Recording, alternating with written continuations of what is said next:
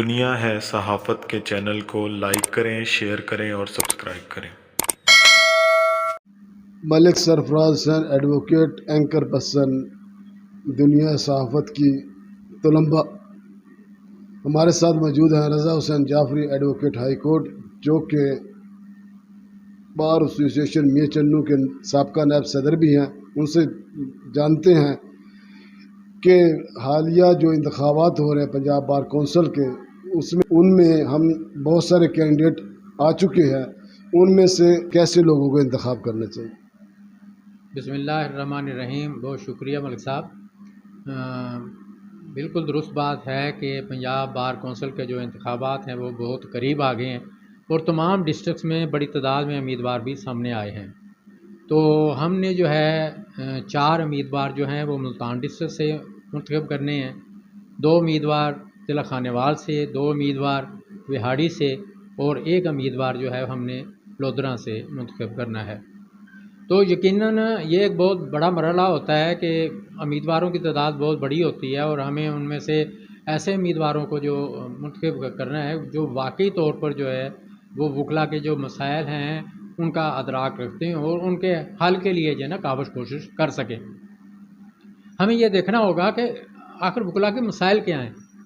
सबसे पहले तो मैं गुजारिश ये करूँगा कि जो नए वकला आते हैं वो पढ़ लिख कर अपनी डिग्री कंप्लीट करके जब आते हैं तो सबसे पहले उनके जो मसाइल होते हैं वो ये होते हैं कि उनको आने जाने के लिए जब वो यूनिफॉर्म वगैरह तैयार करते हैं, अपने बूट पॉलिश करवाते हैं, वो तमाम अखराजात होते हैं और एक नीट और क्लीन होकर उनको कोर्स में आना पड़ता है और ये मोटरसाइकिल वगैरह यूज़ करते हैं, ये गाड़ी वगैरह यूज़ करते हैं, उन पर जो आने जाने पे अखराजात होते हैं और वो पूरा दिन कचहरी में गुजारते हैं।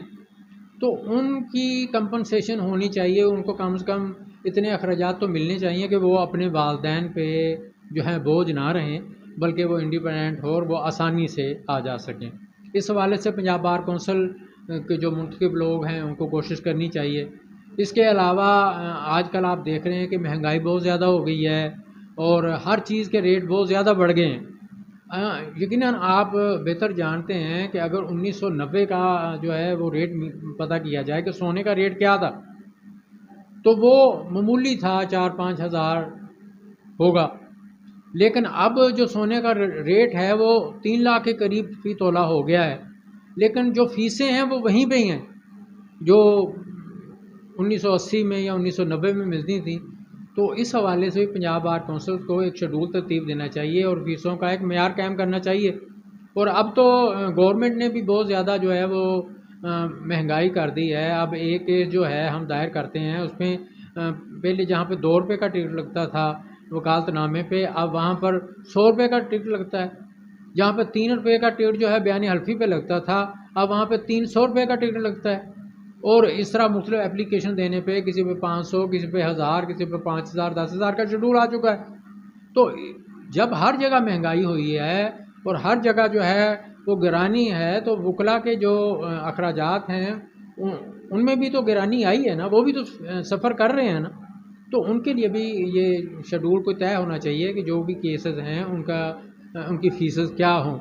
और इसके अलावा हम ये भी देख रहे हैं कि मुख्तलिफ़ केसेस को जो है वो वकला से छीन कर दीगर अदारों के हवाले किया जा रहा है। जैसे कि सक्सेशन सर्टिफिकेट जो है उसको छीन कर जो है वो नादरा के हवाले कर दिया गया।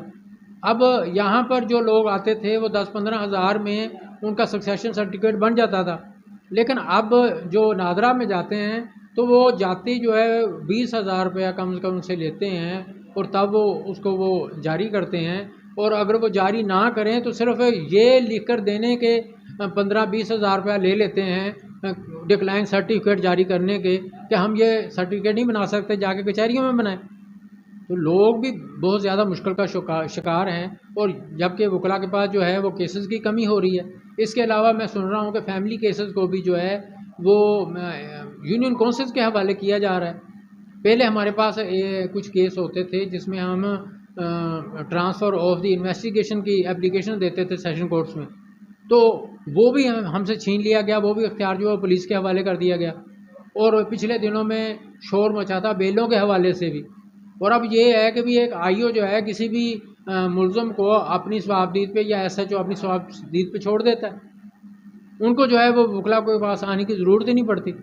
और जब हमारे पास कोई क्लाइंट आता है, वो मुकदमे का अंदराज करवाना चाहता है, पुलिस जो है उसका मुकदमा दर्ज नहीं करती, तो हम बाई ए के तहत कोर्ट में जाते हैं। तो कोर्ट में जब जाते हैं तो उसकी तारीख जो है वो 15 दिन की और कई बार तो कई माह की वो चलती है। और इसी ड्यूरेशन में उनका जो मुखालिफ है जाकर पैसे देता है और मुकदमा दर्ज करवा लेता है। तो इस के तरह के जो मसाइल हैं, इनको जो है पंजाब बार कौंसिल के उम्मीदवारों को देखना चाहिए जो कि सामने आ रहे हैं। और जब वो मुंतखब हों तो उनके पास ये इन जो मसाइल हैं उनका अदराक होना चाहिए। और ऐसे उम्मीदवारों को ही हमें मुंतखब करना चाहिए जो इन मसाइल का अदराक भी रखते हों और इनके हल का भी जो सोच सकें और हल करने के लिए अपनी काबिज कोशिश कर सकें।